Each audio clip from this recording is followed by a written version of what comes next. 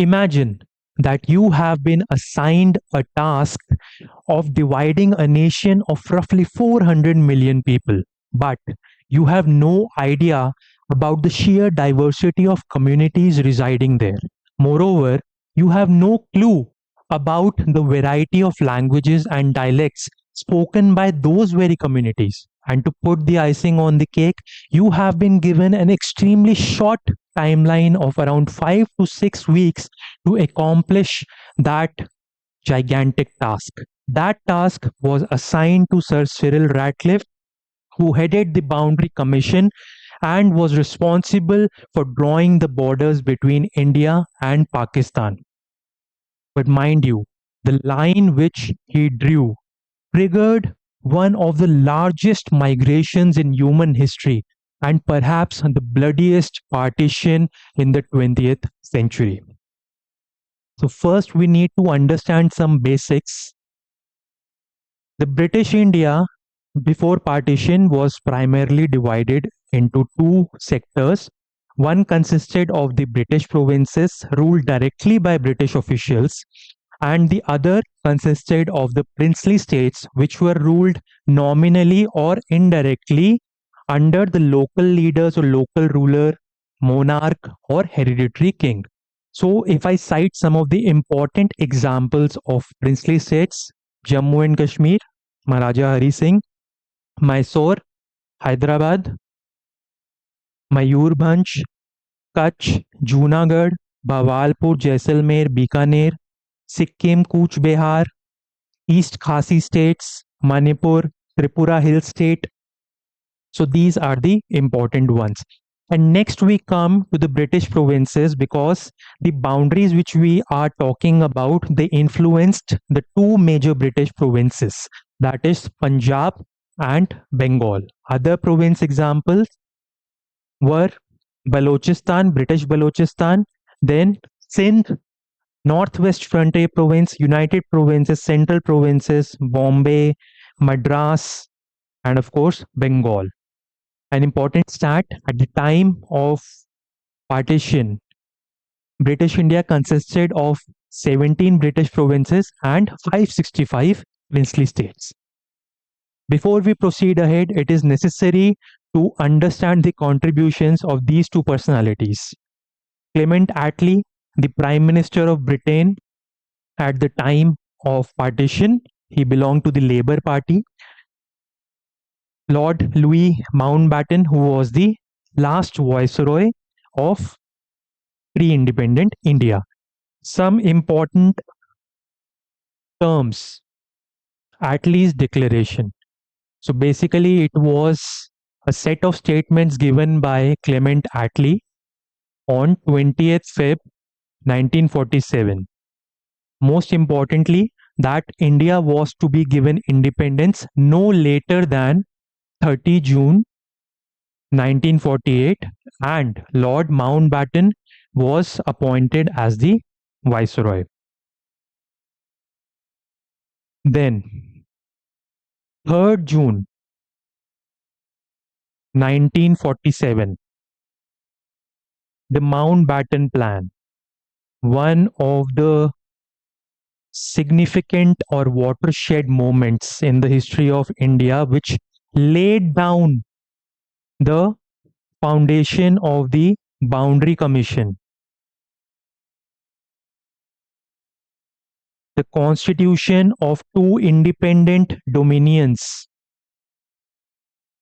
of India and Pakistan, and their right later to secede from the Commonwealth if they wish so. Some of the important criterias for the partition: Bengal and Punjab. Here, the provincial legislative assemblies were to vote in groups of Muslim and non-Muslim people to determine whether the provinces were to be partitioned or not. We'll get to it, we'll discuss in detail. Then NWFP, and Sylhet, they were to be decided by voting from the general populace or referendum.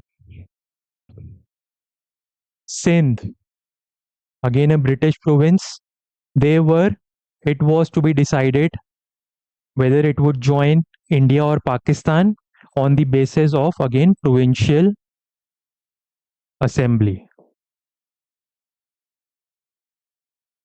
Then British Balochistan.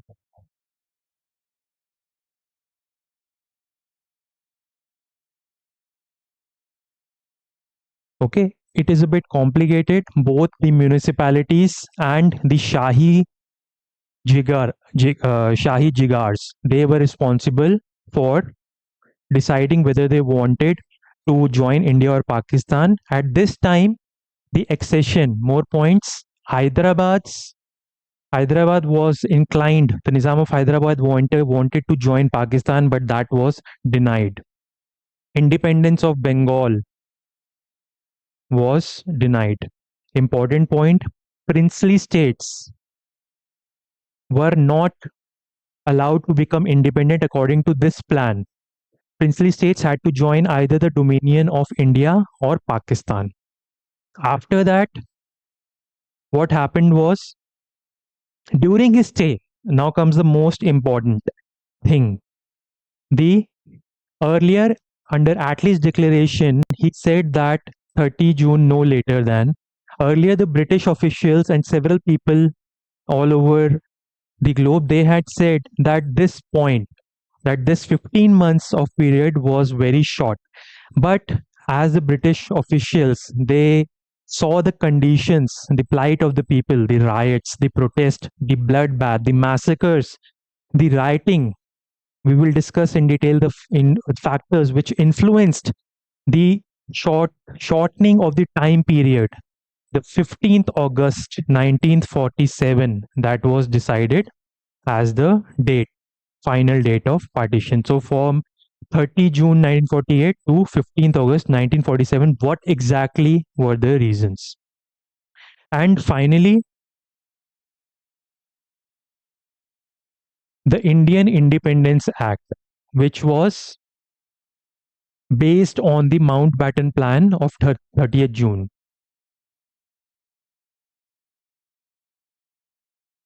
So basically, complete transfer of power and seize of suzerainty of the paramountcy or control, transfer of power, creation of dominions. Then, unless and until a proper constitution or constituent assemblies were formed, they were to be, both India and Pakistan were to be governed by the Government of India Act. No need to go into detail. Basically, the highlight of this act, as far as I remember, was the bicameral legislature, the Lok Sabha and the Rajya Sabha that we observe today, that we experience today. It is similar to the British parliamentary system that also have lower and upper house, that is the House of Commons and the House of Representatives. Then transfer of power, then 15th August was the independence date, and one important point here was that princely states, which were earlier not allowed to become independent or rule by themselves, they were allowed to do so. They could either join India or join Pakistan or state independence. That is why states like Jammu and Kashmir, the princely states like Jammu and Kashmir, Junagadh, Hyderabad, they caused problems after independence. Okay, and the appointment of the Boundary Commission under the leadership of barrister or lawyer Sir Cyril Radcliffe was done under the Mountbatten Plan. So this important points. Okay, now why was 15th August chosen? Okay, so 15th August, the particular date, what historians say is that it was the anniversary of the surrender of the Japanese. Okay. You know, two major sides in the Second World War, the Allied powers and the Axis powers. So, Axis powers were the main enemy, which were ultimately defeated. Japan, Germany, they were defeated by Britain, France, and other countries. So, Japan, although Subhash Chandra Bose also took the help, his INA, Indian National Army, also took the help of countries like Japan, and Japan had reached till Singapore, almost till Myanmar, and they were threatening the paramountcy of the British rule in India. So they finally surrendered at Singapore. So this was to celebrate the anniversary. And moreover, Mountbatten also commanded the Allied forces, a branch of the Allied forces in Southeast Asia. Then we have already talked about Japan. Then not only this Japan, then INA trials at the Red Fort, the Royal Indian Navy mutiny, then Jinnah. If you remember, in 1940, the Lahore resolution was passed, which had clearly, explicitly stated that the Muslim League and Jinnah will not settle for anything less than an independent Pakistan, a state of Muslim majority. Then large scale riots, bloodbath, direct action day, 1946, Noakhli example. Then, of course, the movements which were progressing under the able leadership of Mahatma Gandhi, like Quit India movement, and the general unrest and the freedom, the spirit of freedom and nationalism that was burning inside the citizens. Then UN, it was formed in 1945, and it championed the cause of anti-colonialism all over the world, in Africa also. So that, and it was predominant stakeholder were USA, so it was pressuring Clement Atlee and the British government to let go of the control and transfer power to India. So that pressure was also there. Most important pressure, World War II. Where was it fought? Europe. Britain suffered heavy losses, coal, food, high shortages, high debt, wartime debt. So they were not in a position at all to spend more resources. They lacked the resources to rule over such a large nation. So that is why they wanted, when Mountbatten came and saw this situation and talked to his leaders back home, then he realized that, this time period is not less, it is too much, and it is wiser. It might be a conspiracy theory, but what historians say that Mountbatten considered it wiser to shift or advance the date to 15th August 1947, so as to hasten the withdrawal of the British from India. Now we come to Sir Cyril Radcliffe. So basically, like I said in the initial part, introduction, he was just a barrister or lawyer. He had no idea of what languages, what communities, what was the geography, what kind of infrastructure existed. He was just a lawyer. And that was considered, ironically, one of his biggest strengths, because people believed that he has not stayed in India and he knows nothing about India's culture and politics. So he would be unbiased or impartial. Okay, but ignorance is bliss, anyways. So the important thing to note, what the general populace or people know, that the partition of India took place on the basis of religion only. No, that was not the case. Religion was basic criteria. Actually, he was told not to just, okay, we have Muslim majority in one area, give it to Pakistan. Non-Muslim majority in another area, give it to India. No, that was not the case. apart from religion, he was supposed to mark, and not exactly religion, explicitly not religion, but the majority contiguous areas of a particular community. That was what is important. Okay. And it is not only Hindus, Muslims, and Sikhs that were affected. Buddhists, we will discuss the Chittagong Hill Tract, which was a chief commissioner's province in erstwhile Bengal province. That was also affected. Christians were displaced. Other religions were also affected. Then rivers, canals.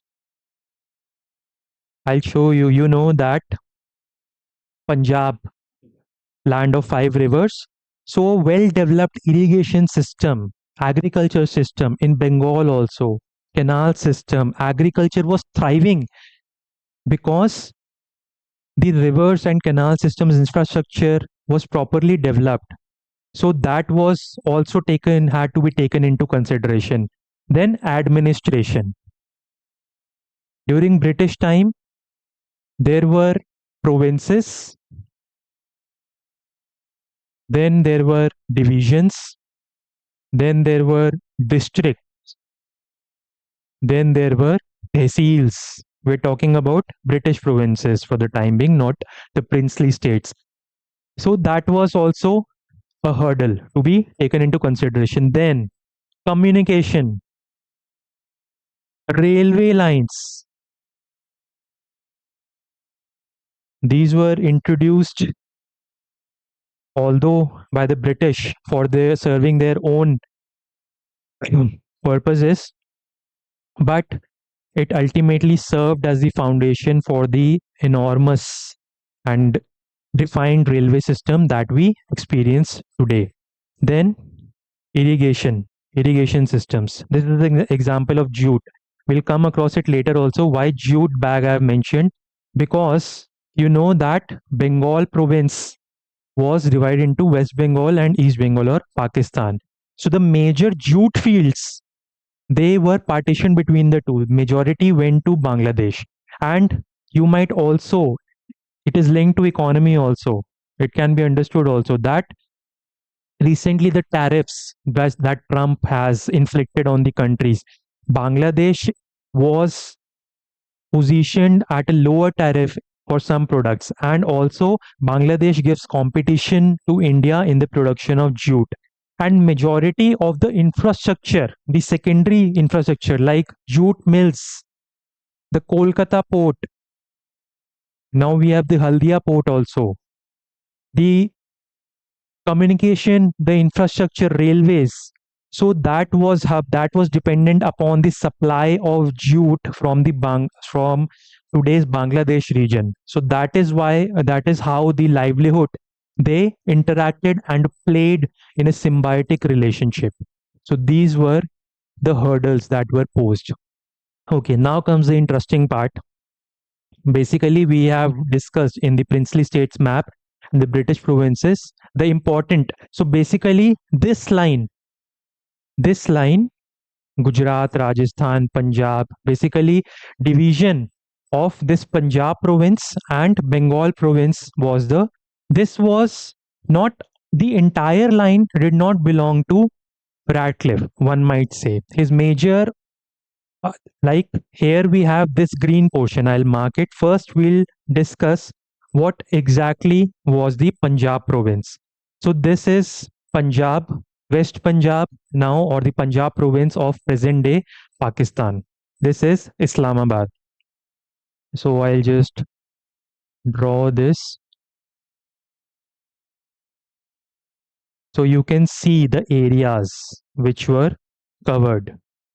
Delhi was earlier a part of this Punjab province, but in 1911, a Delhi Darbar was conducted, and in 1912, Delhi was made the capital and taken out of the Punjab province.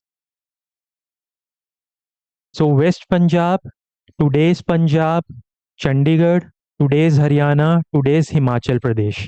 So this formed an important the entire Punjab province. In some maps, if you observe this green area, this is the Bhavalpur princely state. This is excluded from the Punjab province, but for the sake of convenience, we'll consider this as the entire Punjab province.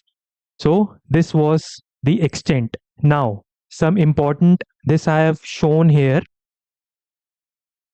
If you can see, so basic criteria was the distribution of the majority and minority communities. So you can see that it looks straightforward. Okay, just here on the western part of the Punjab, it included mostly the Muslim majority provinces. And moreover, in the Mountbatten Plan, which was later given in writing under the Indian Independence Act, it was mentioned that the criteria of partition would be defined by the provincial legislative assemblies. So the provincial legislative assemblies, there the members were divided into the constituencies of Muslim majority and non-Muslim majority. They voted. And even if one party, even if one set of members, they voted in majority favor of partition, then it was partition. Both the same thing happened both in Punjab and Bengal province. And final task for the boundary commission, which was headed by Cyril Radcliffe, it basically consisted of 4 lawyers for the Punjab and 4 lawyers for the Bengal province. 2 from the Muslim League, 2 from the Congress, and similarly, and they were all lawyers. Here in this case, one member was supposed to be Sikh. So this appeared to be straightforward. Okay, just give the Muslim majority provinces to Pakistan and just give the Muslim rest of the where the Muslims are not in majority, just give those districts to India. But again, like I said, religion was not the only criteria. Irrigation networks, and you can see the rivers here flowing.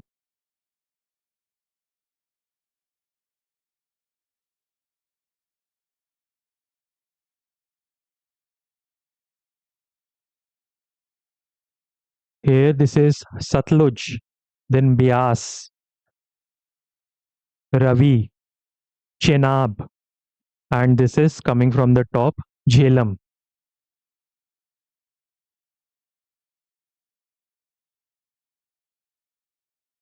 Sorry, this is Indus and this is Jhelum. Okay, so 5 rivers: Indus, this Jhelum, Chenab, Ravi, Bias, and Satluj. Okay, so these had formed an intricate and important system of irrigation. So, for example, here, if you see this, the text might not be visible clearly to you. So here, if you see this, that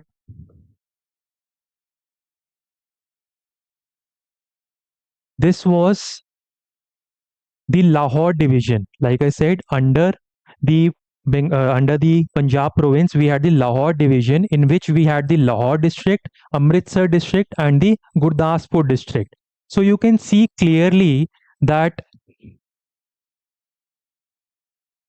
this is the Gurdaspur district, but it was divided in such a way that part of Gurdaspur, it went to India.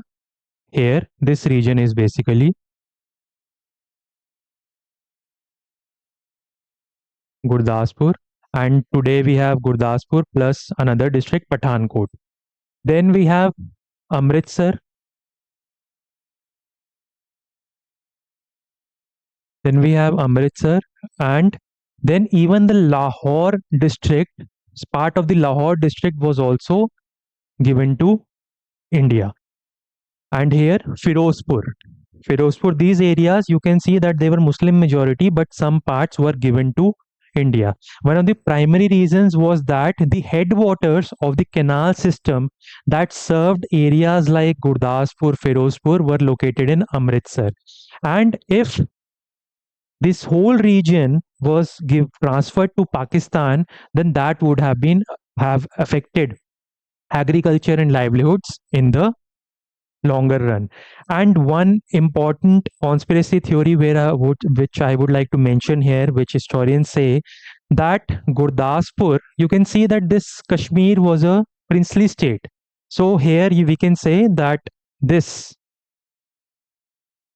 so Kashmir was apart from the British. This was British province. And you can see that Gurdaspur, it is said that Gurdaspur, another reason for transferring Gurdaspur to India, part of Gurdaspur to India, was to give India a land bridge to Kashmir.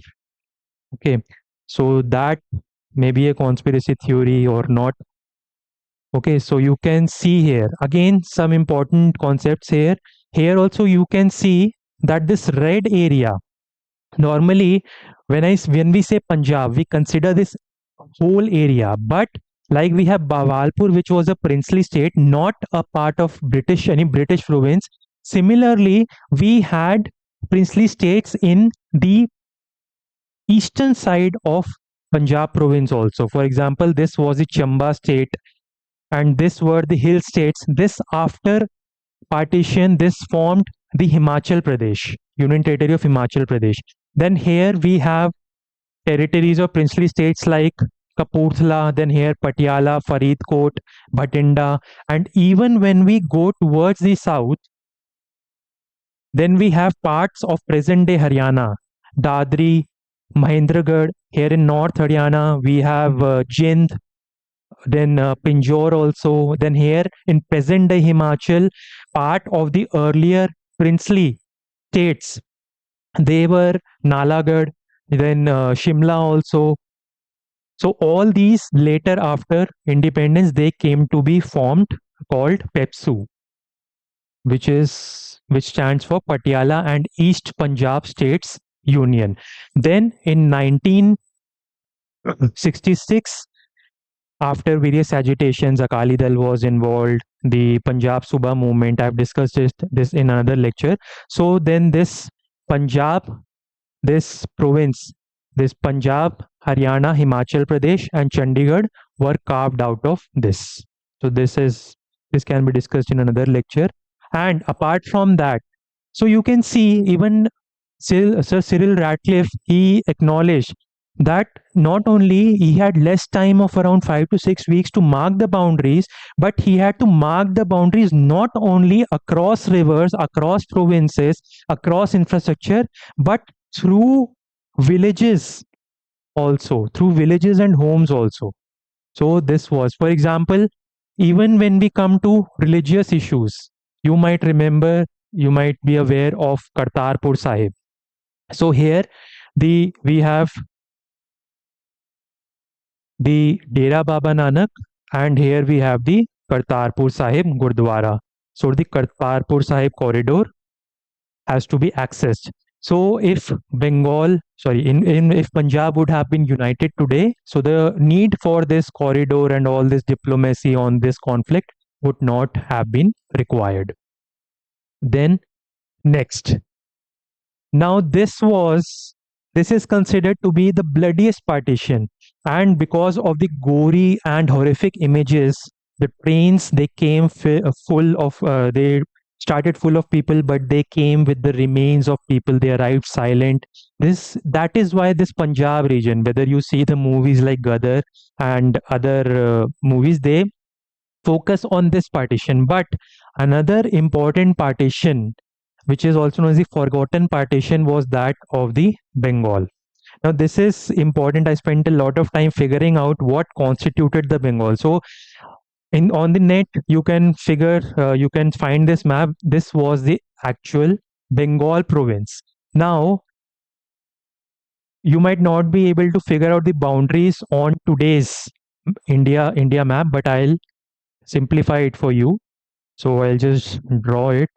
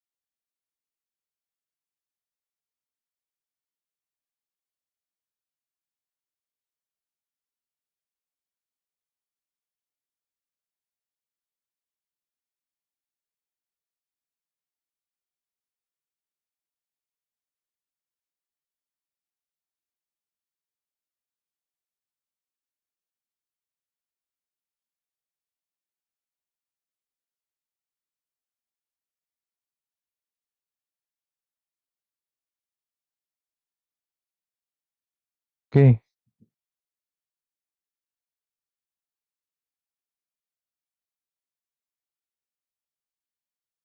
some deltaic region also. So this is basically now you can relate it to this. Okay, so Darjeeling, Jalpaiguri, then, and this is the boundary of the between the present day Bangladesh.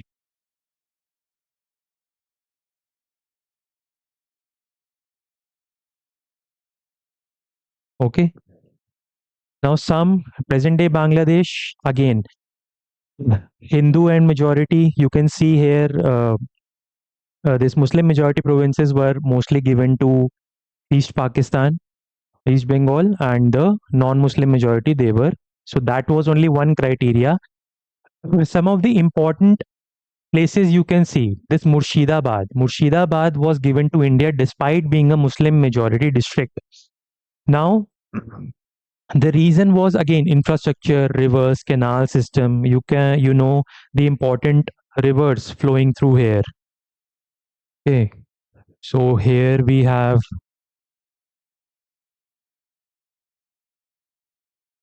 the Bhagirathi or Hooghly, and here it divides into one of the branches goes to Bangladesh. Then here Brahmaputra, also known as Jamuna, then they flow as Padma. Okay, so some of the boundaries of districts they were also formed by rivers, the natural boundaries and irrigation infrastructure. Then we have Kolkata here, so important port. Okay, infrastructure. So that had to be divided. So these two examples are important. Murshidabad and here you can see Khulna. This is the district which was given to Bangladesh despite not having. There's a slight minority of Muslims here, 45 to 50%. Okay. Now, what about the rest of the things? Remember, this the present day Bengal, if you see clearly, consists of this area also. So, what I said, there were two types of areas or states in the British India. One was, so this formed the actual Bengal province. This part and this part, which are missing out, they were not part of Bengal province. Okay. This is Sylhet, which was part of Assam. This is Cooch Behar, which was a princely state. And this is Purulia, which was later borrowed or taken when the boundary reorganization or the integration of states took place during 1956 and later. It was taken from Bihar. This Jharkhand was formed in 2000. Then this Purulia district, it became part of West Bengal. Okay, so this is interesting fact. Is Cooch Behar, and later on also you can see here that there is no connection. This area is also missing. So this area is Purnia. So Purnia was taken as a part of some thanas, some tehsils of this Kishanganj district of Bihar to make it a part of present day Bengal. Then in Sylhet, I told you that unlike Bengal, Partition of Bengal and Punjab, which was done by the majority voting of legislative assemblies, this was partitioned based on the referendum. So people residing there, they voted either for joining Pakistan or for joining India.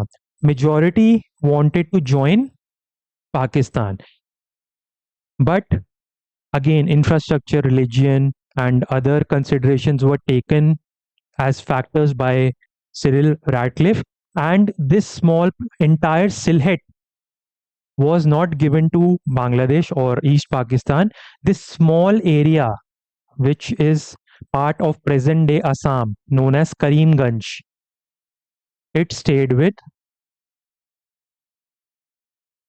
it stayed with India. So Assam had Sylhet and Sylhet, which consisted of Karimganj. Majority of the part of Sylhet, it went to Bangladesh or East Pakistan, and only this Karimganj was left with Assam. Okay, so again, this interesting. Now, another problem, although as compared to Punjab, there was relatively less bloodbath, but nonetheless, it was important. You can see here, you might have heard about the 2015 land boundary agreement between the Sheikh Hasina government and the Indian government. So that basically provided for the exchange of exclaves, as you can see here, particularly around this Cooch Behar province. I'll be brief about this. So, what happened was that, like I told you about the Kapurthala princely state, so it is not one continuous area. So, similarly, like Cooch Behar was a princely state, it had, and this Raniganj area, it had some exclaves which present after boundary demarcation. They were present in India, pieces of Bangladesh present in India, and pieces of India present in Bangladesh. So, a resident of like India, resident of India, like this is this an exclave of India. This is the India Bangladesh boundary. So these orange portions used to be the exclaves of India in Bangladesh. So, in order to go to mainland India, a person had to go enter Bangladesh and then go through India. So, this was also problem created because of then this minister's province. Like I said earlier, that the people who were affected were not only Hindu and Muslim. This was a predominantly more than 98% population of this Chittagong hill tract. Now it is an entire Chattogram province or division of Bangladesh. So Buddhist people were there. So ideally, it was not a Muslim majority district or division. So it should have been gone to India. But this was like Khulna Murshidabad. This was also an exception. Okay. So ultimately, the boundary which was marked was this. This was basically Cyril Radcliffe's creation. Other boundaries were later came into picture according to the Indian Independence Act and the Mountbatten Plan. For example, this was the Sindh area. So Sindh, it decided to go with Pakistan. So the boundary was formed. Then this was the Rajputana, various princely states, Jodhpur, Bikaner. So this they decided to join India. Okay, this was Bawalpur. This was Northwest Frontier Province like Sylhet. It went for referendum either to join India or Pakistan. This person, if you might know, this was a prominent leader aligned with the Congress, Khan Abdul Ghaffar Khan, one of the prominent leaders of a group known as Khudai Khidmatgars. So these carried out the major nationalist movements in the NWFP Northwest Frontier Province. An important fact here that beside he and his Khudai Khidmatgars, they wanted a third option. Besides joining India and Pakistan, they wanted that NWFP should be provided with the option of creating an independent state of Pashtunistan. But that was not going to happen. So here, this Kalat, which was a British province, it was annexed by Pakistan. So Balochistan, a lot of conflicts are going on. Recently, on 11th August, Balochistan declared its independence day anyway. Then post-partition, so this is done. Sikkim, it merged with India in 1975. Then Puducherry was a French colony ceded to India in 1954. Hyderabad, he was against joining India. Nizam of Hyderabad, lot of atrocities by Razakars, the police force. So Sardar Patel, Operation Polo, then it was integrated into India. Junagadh also was in favor of Pakistan. So it was 1948. Daman and Diu and Goa liberated from the Portuguese rule. And again, partition. So The boundary demarcation under Cyril Radcliffe, it might have stopped till Pakistan. But again, in 1948, Maharaja Hari Singh, will not go into detail, but you must know, Maharaja Hari Singh, who was a Hindu ruler ruling over a Muslim majority princely state, so he decided to stay independent. And India, it respected the Maharaja's will. And when the Pakistani troops and tribal forces they entered and tried to occupy Kashmir, then the instrument of accession signed, and that gave the authority of India to lay claim over Kashmir and put and push back the in Pakistan army and tribal welfare. But since the prime minister decided to go to UN, and it then effected a status quo, so that is why that POK issue still remains unresolved. Now, this 17th August, one very important factor. We often question that India's independence, what was the date? 15th August. But the Radcliffe Boundary Award, when these boundaries were actually made public, the date was 17th August, 2 days after 15th August. It was deliberately detailed. Now, there are a lot of conspiracy theories, but it was deliberate. Most historians say that in order to shirk or get rid of any responsibilities of the massacre of the or the partition bloodbath that would have taken after partition, and if the boundaries had been made public earlier, the British wanted to, they delayed the boundary award or the public proclamation of what boundaries were exactly. So this is a very important point. So you can see that India had gained independence on 15th August, but the refugees which were displaced due to partition, they didn't know for 2 days in which country they belong, to which country they belonged, because the boundaries were not, the boundaries were finalized, but they were not made public. So this is one of the important parts which needs to be known. Now, lastly, we can say that Cyril Radcliffe, he made a boundary, like I said initially, he came for just 5 or 6 weeks, and it was Cyril Radcliffe's own admission that after making the boundary, he straight away went to the Delhi airport and waited for the plane from England, because he knew that millions of people would be after his life once they got affected by the massacres that took place post partition. So that was there, and a lot of debates take place also. Like, we all blame, a lot of people blame Nehru and Gandhi for partition, but blaming one particular person without stepping into their shoes would be an injustice to the other contributions that they made. It is suggested that maybe if Radcliffe and Mountbatten had delayed the process, maybe put in more deliberations about partitioning India in a proper and sophisticated manner, maybe the bloodbath or the losses of livelihood and lives would have been comparatively less. Okay, so straight away putting the blame or the Congress on the Congress or Congress leaders.